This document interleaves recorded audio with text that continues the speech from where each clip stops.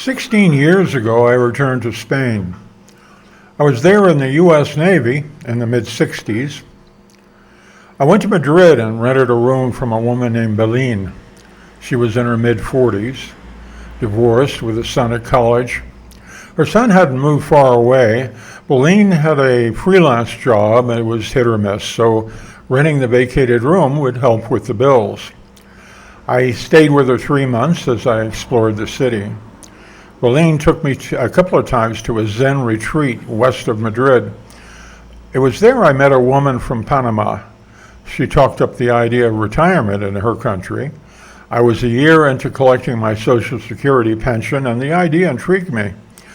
With some investigation, I decided that Ecuador would be a better fit. And the following year, I put my toe in the water with 3 months in Quito, renting a room from a woman named Sandra. She was an artist, a real one, made her living from her work.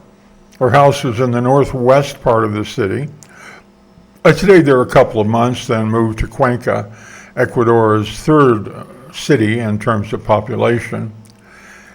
3 years in Cuenca and again in Chifit. That's how it's done. That's how I do it. Find a place, stay a while, learn, and then move on.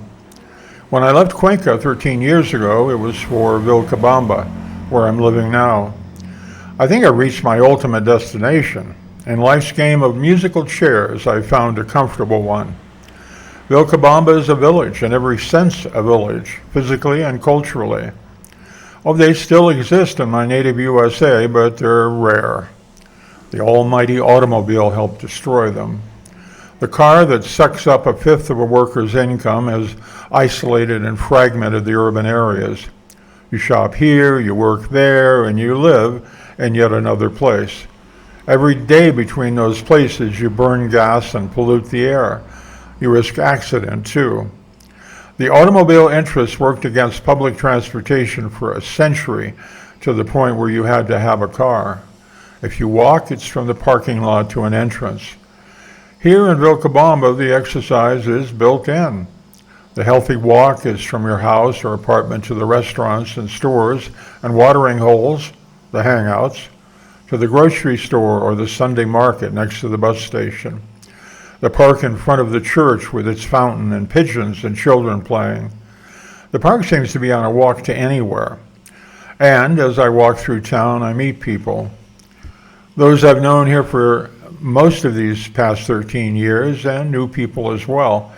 Travelers from Asia and Europe, USA and Canada. Some tourists, some warming up to the idea of doing as I did, retiring here. We exchange stories, each one different, unique as our lives are.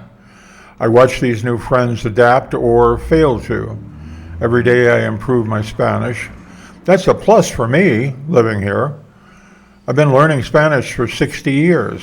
One of these days I'll get serious about it and hit the books.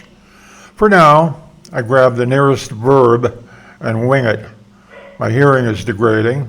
Well, what isn't? But I can still listen and parrot a new word or phrase. The seasons turn, but they don't differ much, not like in the north. The summer is wet, the spring is dry. The days and nights share a narrow band of temperature, down to 60 Fahrenheit and up to 80, rarely in the lower 50s and the lower 90s, but it's moderated by the altitude, a mile above the Pacific. That ocean is 100 miles away as the condor flies. The condor prefers the mountains. I guess I do too. Not everyone does.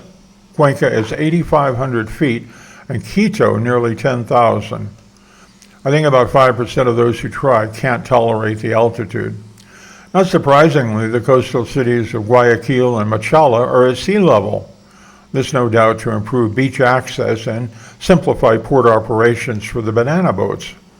Vilcabamba has beaches too. Yes, facing beaches, the opposite banks of the river Yamba at the edge of town. I like to think of it that way as I sit there in a bamboo grove and inhale Mother Nature. I close my eyes and imagine the Pacific. I feel the tide tugging at me. I hear the gulls above the tall bamboo. Yes, it's nice here in the village, my terminus.